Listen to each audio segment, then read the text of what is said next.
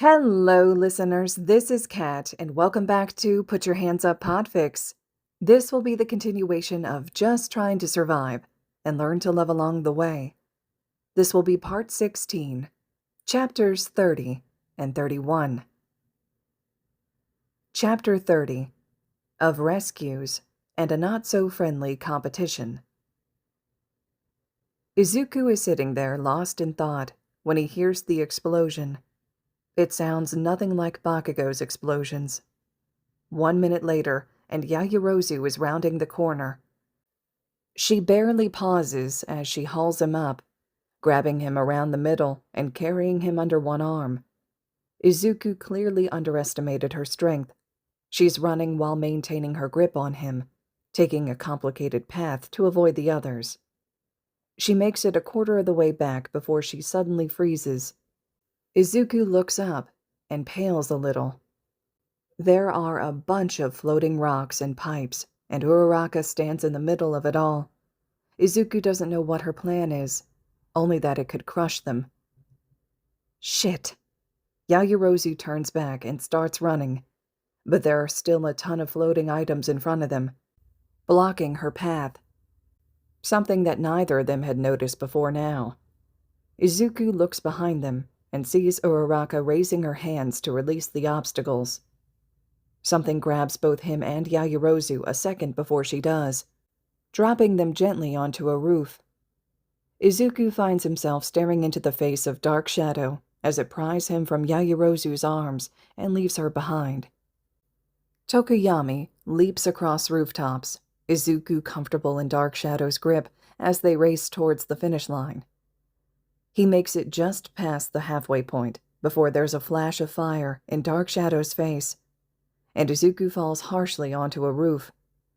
Tokuyami races towards him, readying Dark Shadow again, but is quickly stopped by a block of ice. Todoroki gives him an apologetic look as he scoops him into his arms before sliding forwards on a path of ice, traversing over buildings easily. They barely make it 20 feet before the ice shatters beneath them in an explosion and Todoroki drops him, leaving Izuku to free fall between buildings. His breath catches in his throat, and he can't even scream as he falls. He looks around frantically, but there is absolutely nothing close enough to him for him to redirect himself towards and use his quirk to jump off of. He knew this would be the most competitive and aggressive team, but he didn't think it would go quite this far. There's a series of explosions and Bakugo is slamming into him, turning him as they crash through a window to take the brunt of the impact. He maintains his tight grip on Izuku as they land on the hard floor and roll, ending up on top of him. Damn, Deku. Did not think Icy Hot would drop you. Izuku winces when Bakugo pulls him to his feet, and the boy frowns at him before crouching down in a manner similar to Kirishima. Izuku clambers onto his back before he even has to ask, saving them both the embarrassment, and Bakugo stands up again before heading towards the stairs. There's a slight chill in the air as they exit the building, and he feels, more than hears, Bakugo sigh. Think you could wrap your legs around me? I need to use my hands. Izuku complies and tightens his grip when Bakugo starts running. They're nearing the end, and Izuku hopes that this is the end of it. He's sore and he's tired, and he just wants to go home at this point. He regrets the thought as soon as it enters his mind.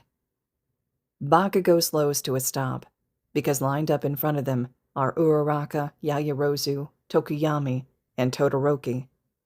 Are they working together to get him from Bakugo? As soon as one of them grabs him, the others will turn on them. Surely they know that. Why bother working together then? Their classmates all start running forwards, and Bakugo turns to head in the opposite direction. He nearly runs face first into a wall of ice. Todoroki must have done it while they were staring them down. Bakugo turns back around and places his hands at an angle behind him, before powering up his quirk. They blast into the air, and Izuku holds on even tighter, as the explosions that propel them, holding back a scream. They fly right over Uraraka and Yaoyorozu before they land and Bakugo runs like his life depends on it. Izuku is surprised that he's not turning around and fighting, but he guesses that even Bakugo knows he can't beat them all while holding on to Izuku. They're almost there, the rest of the class cheering Bakugo on as they see them approaching. Bakugo slips and nearly falls when Todoroki covers the ground with ice, but he maintains his balance and keeps going, barely slowing down his speed. He crosses the metaphorical finish line and slumps to the ground. Izuku lets go of him as soon as humanly possible and scrambles back away, watching as their classmates crowd him. They're all yelling congratulations while he yells at them for being too close. Izuku sits there for a few minutes, undisturbed, before a shadow falls over him. He looks up and finds Todoroki standing there with a frown on his face. "Sorry for dropping you, Midoriya." Izuku accepts the hand that's offered, and Todoroki pulls him to his feet. He stumbles a little, but Shinso is there, looking a little concerned. "It's fine, Todoroki. And you guys can call me Izuku. I don't really like being connected to that name anymore." Izuku has been thinking about it a lot lately. He told Shinso a little of what happened, and he's sure that after the supermarket and the hospital, that Todoroki figured it out. They're good enough friends as it is that he was going to suggest it sooner or later. "Sure thing, Izuku. You'd better start calling me Hitoshi then, too." Shinso gives him a tight smile. "Call me Shoto." When he looks to Todoroki, he finds a dark look in his eyes, but he still nods at him, so Izuku counts it as a win. They start the trek back to the changing rooms, and Izuku lags behind everyone, old and new pains making themselves known.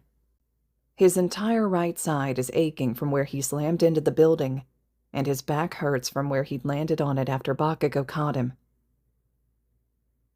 "Maybe we should get you to Recovery Girl." He looks up to find Hitoshi's concerned face watching him.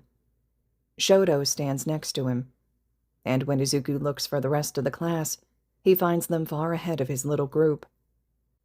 Izuku opens his mouth to refuse, but shuts it just as quickly. He really doesn't want to deal with Sho's disappointed yet still managing to be concerned look when he enters the classroom 20 minutes late. So he nods at his friends, and they stay close on the walk to the changing rooms before they head to the infirmary. The bell has long since rung when they finally make it there, and Recovery Girl just sighs at them when she sees them. She writes Hitoshi and Shoto each a note to excuse their lateness to Shouta. They protest, saying that one of them should stay with Izuku, but Recovery Girl just gives them a stern look, and they're leaving, giving Izuku remorseful looks. He just gives them a reassuring smile as they walk out, leaving him to the mercy of Recovery Girl. She gives him a scary look and gestures to one of the beds. He slowly makes his way over to it before sitting down.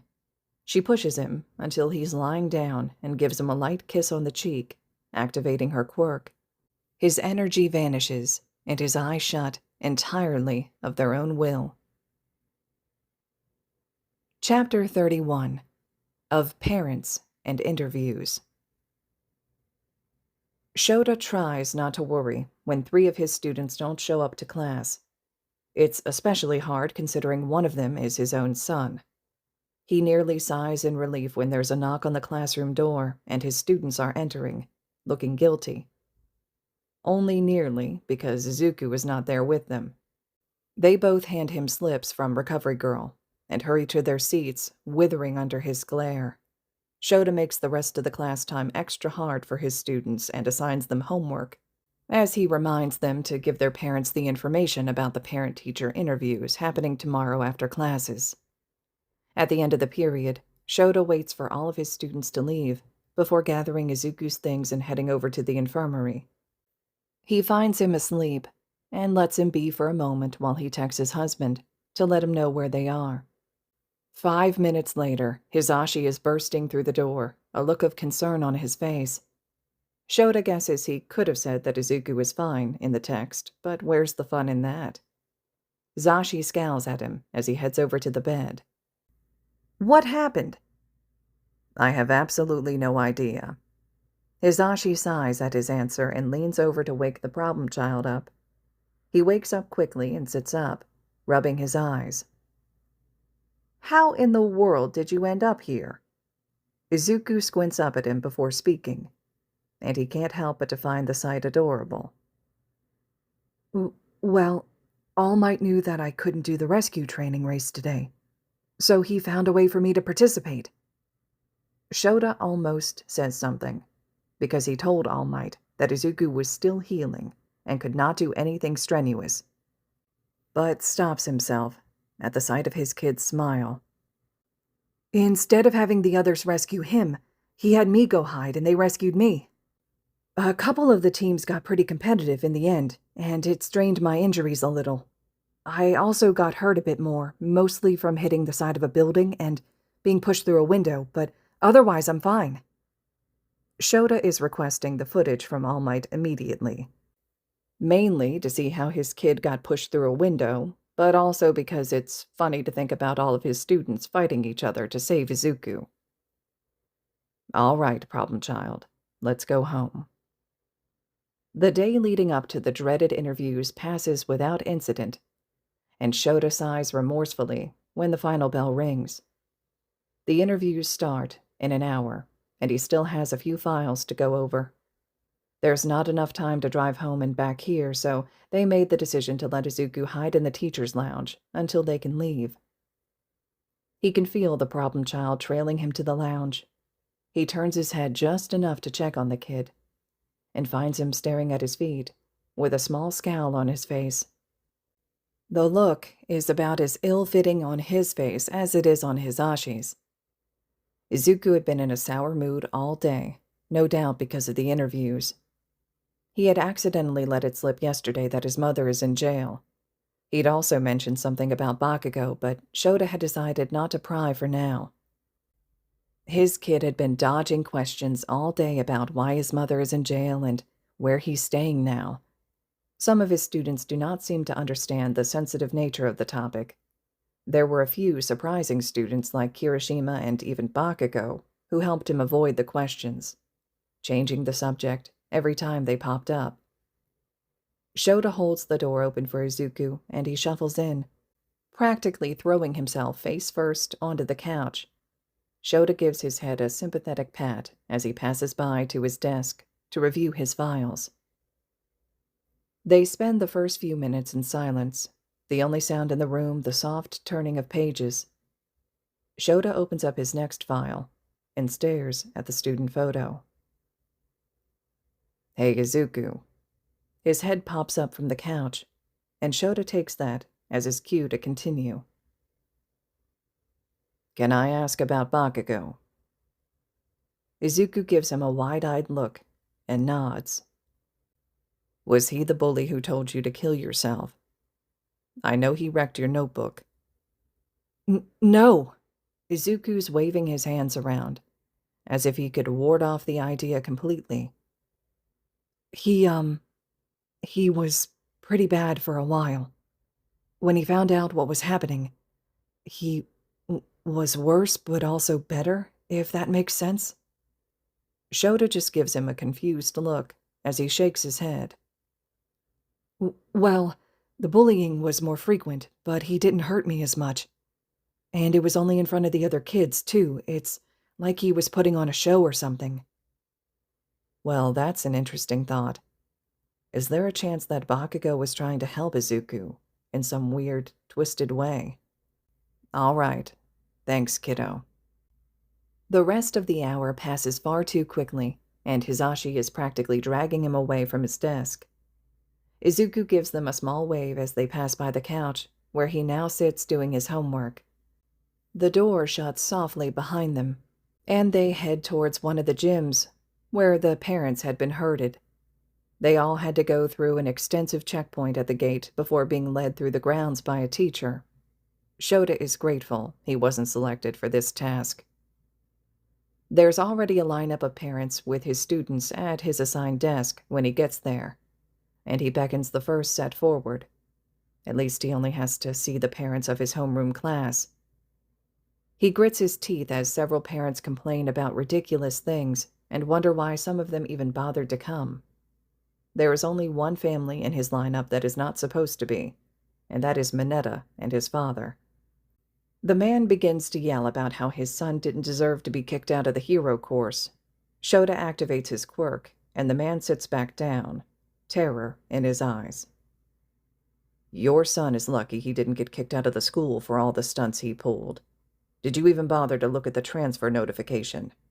Every single issue your son had was outlined in great detail. And trust me, when I say he had a lot of them. Now get out of my sight. The man pales and flees, followed quickly by Mineta. The next family in line are the Bakugos. This is bound to go poorly, but at least he doesn't have to search them out. Bakugo's mother speaks before they're even sitting down. I have no concerns regarding Katsuki, and I doubt you have many either. We all know he's one of the best in the class. Shouta scowls at the straightforwardness, but he doesn't disagree with her. Bakugo is one of his top students, always performing well on paper tests and assignments, as well as the physical aspects of the course. My main concern is his anger issues.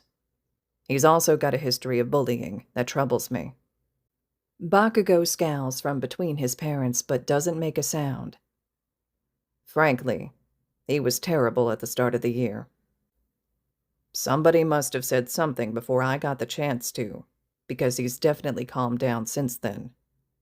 I'd still recommend some sort of anger management therapy, so that he can figure out the issue behind the anger. Now, if that's all, I have several other parents to speak to tonight. It's a clear dismissal, but the family doesn't move. He has to wait several moments before the woman speaks. I actually have concerns regarding another student of yours. Why in the world would she have concerns about another student? Is someone bothering Bakugo? Unlikely. He's the type to bully, not be bullied. Shouta raises his brow instead of speaking, prompting her to continue. It's little Izuku. Katsuki tells me Inko's in jail? Bakugo tenses a little, frowning. He wouldn't tell me why, but I know he knows something. His student sinks further into his seat at that. From what Izuku was saying before, Bakugo found out about the abuse years ago. He must have figured it out then and not said anything. His mother takes Shota's silence as indication to continue. I used to be close to the woman, back when the kids were younger, but Katsuki got his quirk and Izuku didn't. She stopped taking my calls and stopped letting our sons play together. That makes a lot of sense, but doesn't explain everything between the two boys. Shouta knows there's something else there. He just has to get to the bottom of it. Katsuki came home one day and told me that he didn't like Auntie Inko anymore. When I asked him why, he said it was because she hurt Izuku. I didn't believe him. He was always making up all sorts of shit back then. So Bakugo had told someone, and they decided he was lying. He'd figured it out at such a young age.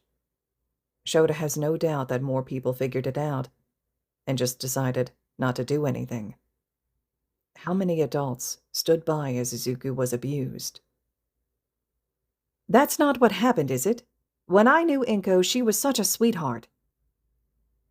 Unfortunately, I cannot reveal any personal details about another student to you. At least tell me he's safe now. I was hoping to see him tonight, maybe invite him over for dinner afterwards and meet whoever he's living with. Make sure they care about him, you know? Shouta can tell that the woman really cares about Izuku, and it makes him almost regret what he's about to do. He is safe now, with a caring family. I don't think dinner is a good idea. Bakugo's mother scoffs at that. Well, why the hell not? God, this woman is pushy. You said so yourself that you and Inko used to be good friends. Seeing you could trigger a lot of bad memories for him, and he's already been through enough these past few weeks. She looks resigned at that, and sighs before speaking. Of course, Eraserhead, I understand now. Thank you for your time.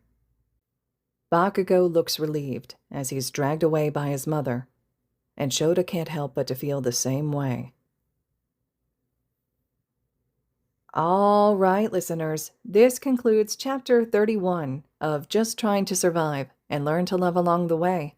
Chapter 32 will be up next. I'd love to hear your thoughts and reactions, what you're thinking so far about these chapters, what's been taking place here. We got the conclusion, right, of the race exercise that All Might was doing in the competition, where Izuku was basically being passed around like a football, and the injuries that succumbed to that as well, with also some moments of care from both Shoto and Hitoshi, right? Everybody's on a first-name basis now, and of course, these parent-teacher conferences with Shouta getting a little more of a background about Izuku and Bakugo's relationship.